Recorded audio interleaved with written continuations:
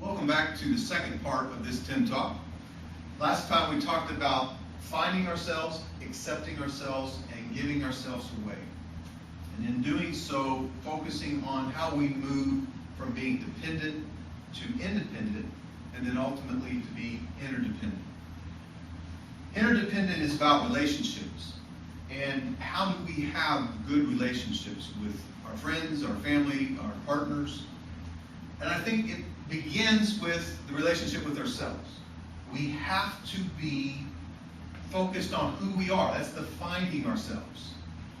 If you look at yourself from a mental, physical, emotional, spiritual perspective, this helps you determine more about who you are and what you have to give. But sometimes in our lives, as I was working with students years ago, we kind of came up with this idea that there is some mathematics involved in it. And if we're out of balance in some way, maybe emotionally we're kind of struggling, that creates kind of a partialness in our lives. And we kind of gave that a fraction of a half if we give balance and wholeness a number of a 1.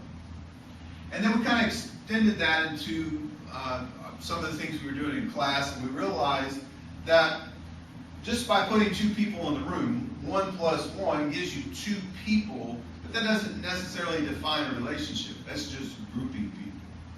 In the same way, if somebody's struggling and we say they're kind of like a half person, many times people will seek out someone else to try to complete them, to make them whole. And that is invariably going to be destructive.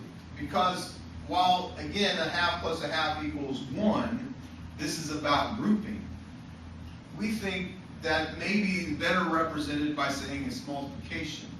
A half person with another half person ends up giving you less than what you started with, 1/4 of a relationship. And that's because it is impossible to give something away that you don't have. If you're not sure who you are, you can't share that with somebody else in an effective way. So as we seek to find balance, we realize that probably the best way to have a solid whole relationship is to have 2 whole people involved. And so 1 times 1 equals 1. And this became our relationship equation, the goal or standard that we're trying to strive for.